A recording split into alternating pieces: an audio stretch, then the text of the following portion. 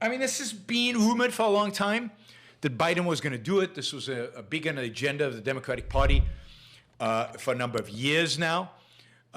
This is something. That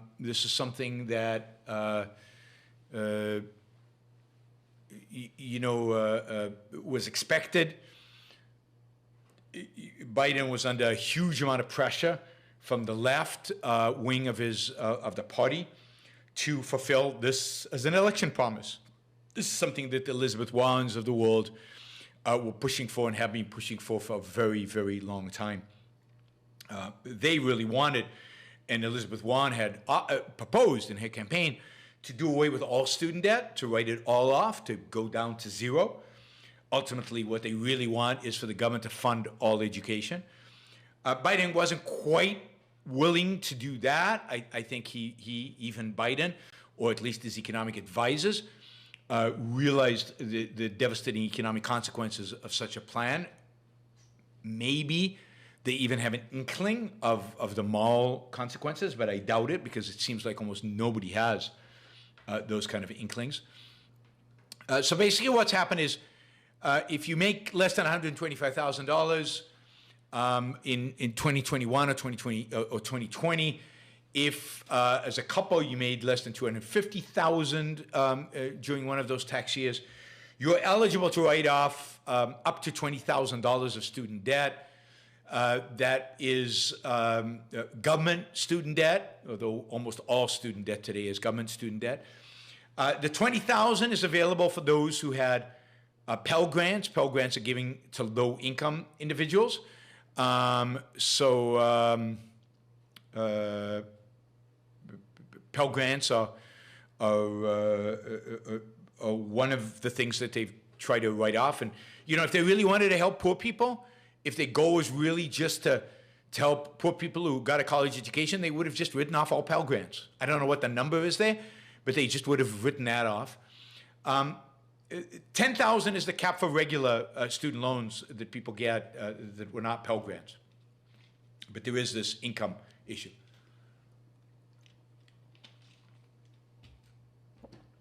What to make of this?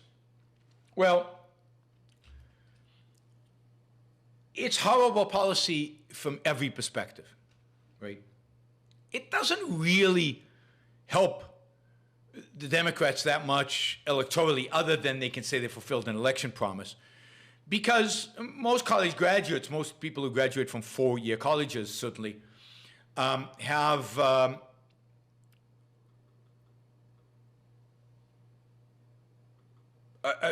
college graduates vote Democratic overwhelmingly. Now, it is true that many of the people who are going to benefit from this, maybe more than 50%, it's not clear exactly, don't actually have four-year degrees. They might have dropped out of college. They might have two-year degrees. They might be in college right now. They might be grad students who haven't graduated yet. But again, if you're grad students, you're probably a Democrat. So it's not clear that this is a huge political win in terms of buying votes.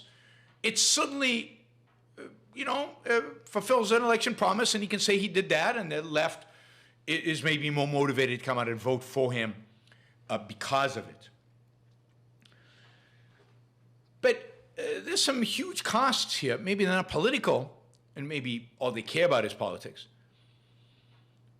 But there are economic costs, and there's a massive moral costs here that are important. It's interesting because all you really hear from Republicans and conservatives about this is, or not all you hear, but most of what you hear is about the economic costs. It's going to cost the U.S. economy between $400 and $600 billion. Now, why is that? How do you measure that? What does it mean that it'll cost it? Well, what happens today is that students pay their loans back with interest. The government takes that money and it spends it on other stuff. But it's going to spend it on other stuff anyway. So if the government suddenly is not getting that money because of this loan forgiveness, then it has to take on more debt in order to fund the stuff it's going to spend the money on anyway. Now, it's important to note that over the last, 2.5 years now, student loans have not been repaid because there's been a moratorium on student loans.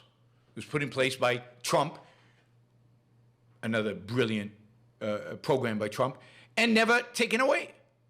Biden's not going to take that away. I mean, supposedly it'll end in January, and at that point they'll write down the 10,000 or the 20,000, however much it is. But students haven't been paying their debt. Whatever that income the Treasury would have and has had in the past is no longer there. And as a consequence of that, by that amount, the Treasury has to borrow money and thus increase the deficit, increase the borrowing, suck money out of the private economy. They're not sucking money out of the private economy by taking it from students. They're sucking money out of the private economy by selling bonds to whoever is willing to buy them. Either way,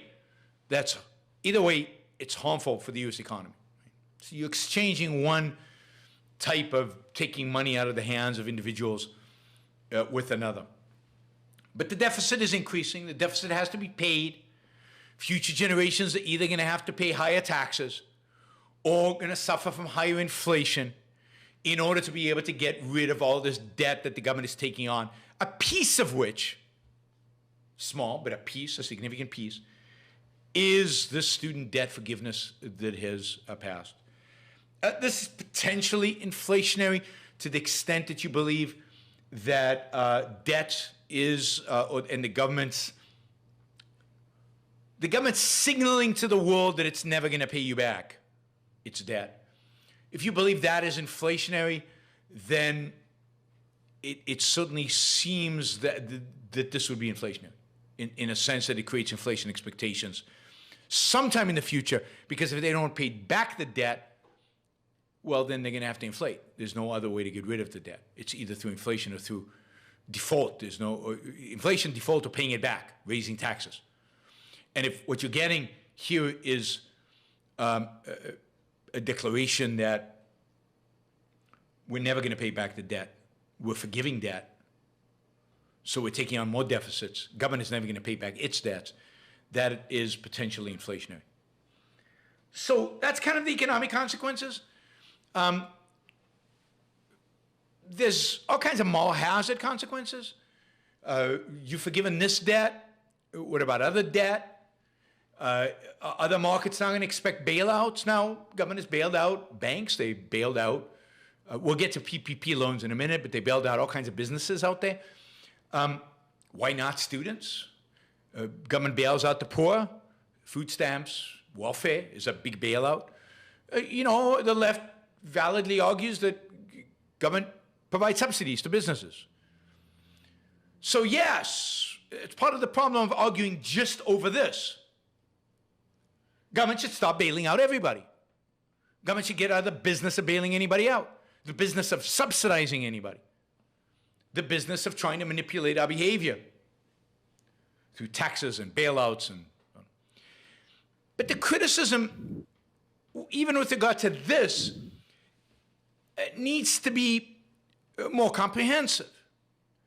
The fundamental problem here is not the college loan forgiveness. The fundamental problem here is that government gives student loans to begin with. That is the real perversion. That is the real distortion. That is what is causing tuition to go through the roof. That is what is causing students to be unmoored from reality in terms of what they study in school.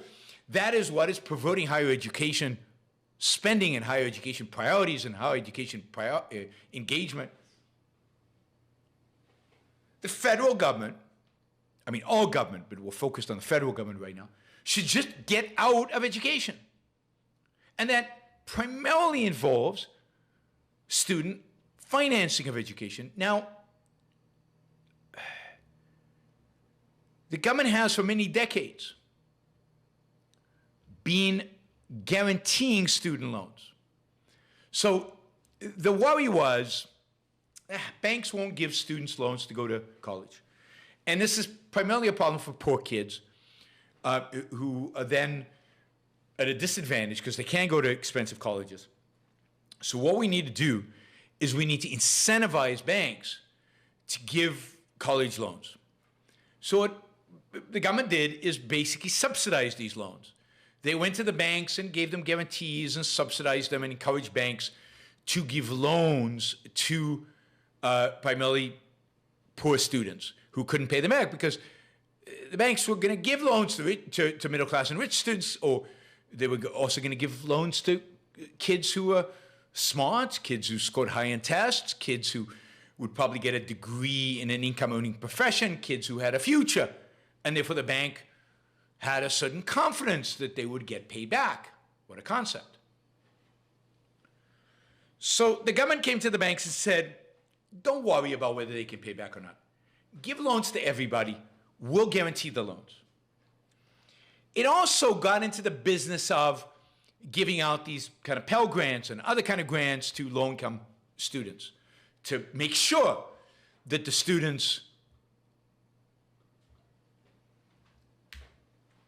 would go to college. And as a consequence of all this, college enrollment skyrocketed. And of course, college tuition skyrocketed. Because why is college tuition skyrocketed? Because no matter what the tuition was going to be,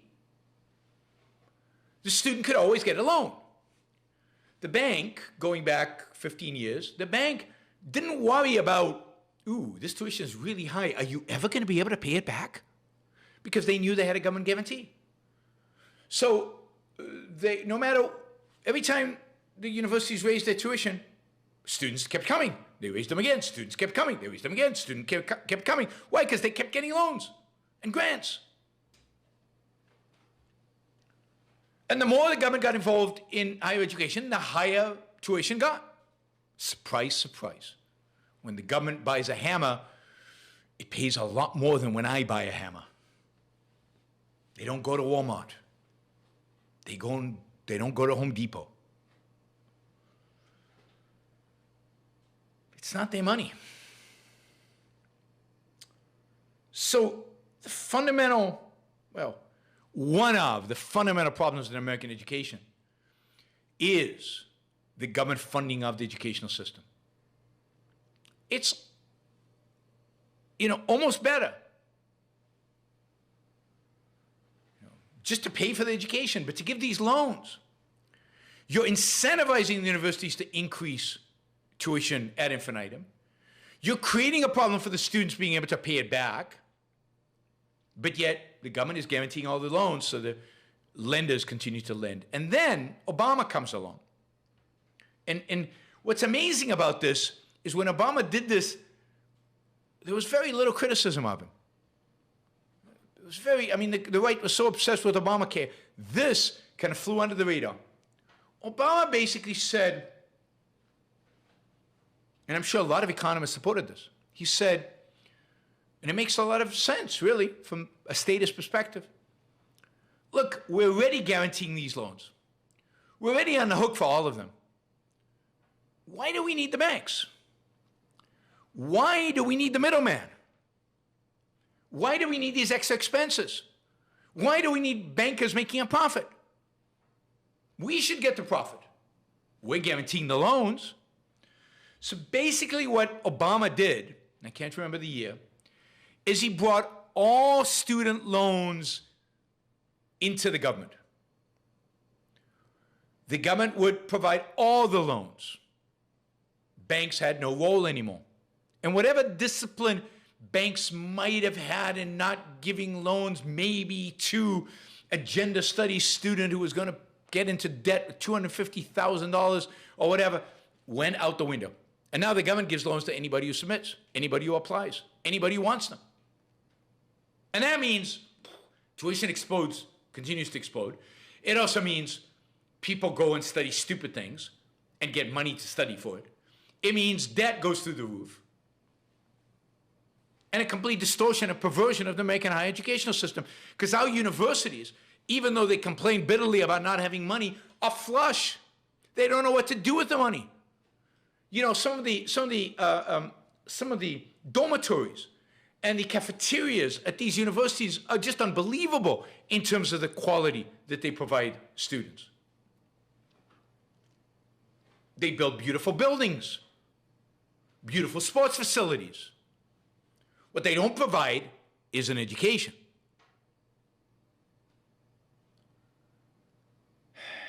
So the fundamental problem here is government involvement in education, government financing of education with no limit. No limit. It's not like they give every student, imagine if they gave every student a voucher, I don't know, $5,000 and you can go spend it on anything. That would be better. That would be better than giving them loans, making the students pay their loan back, but the loan is unlimited in terms of its size. With $5,000, you'd at least get some competition. Universities would try to attract that $5,000, and then the student would have to bring, I don't know, bank financing or some other financing to bear on the decision, right?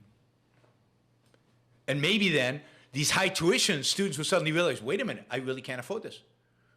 Particularly if I'm going to study gender studies, because it turns out that a bank, a rational bank, would charge interest rates on a gender study graduate of, I don't know, 20%, whereas if you are in STEM, the interest rate might only be 4%.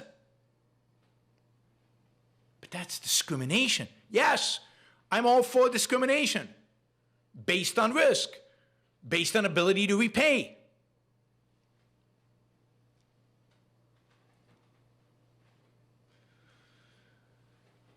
So, yeah, it's a crazy world out there. I don't see enough of this kind of critique of, you don't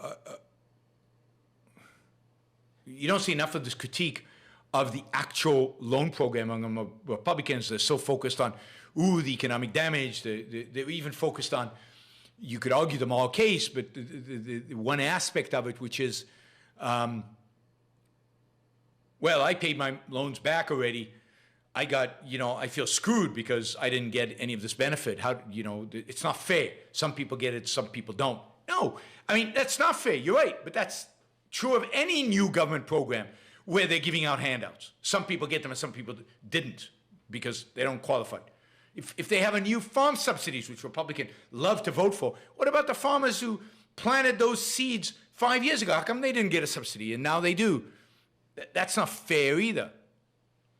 There's nothing fair about government subsidizing, government taxing, government involvement in the economy. The immorality is fundamentally government involvement in financing education. That's the immorality. Let private charities, let banks, let financial institutions worry about that. There are loans that financial institutions do where they basically give you, and I think some of the government loans are like this now, where they basically give you a loan and they collect a percentage of your future earnings. And now they have an incentive for you to finish your education, to encourage that, they have an incentive to make sure you go study something you can make a living off of. Maybe that would change the dynamics within academia if that incentive actually existed.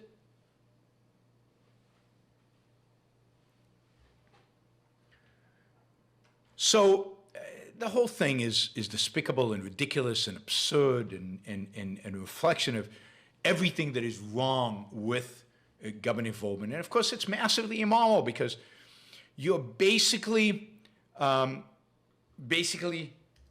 redistributing wealth from people who are not getting degrees to people who are getting degrees, trying to get a degree.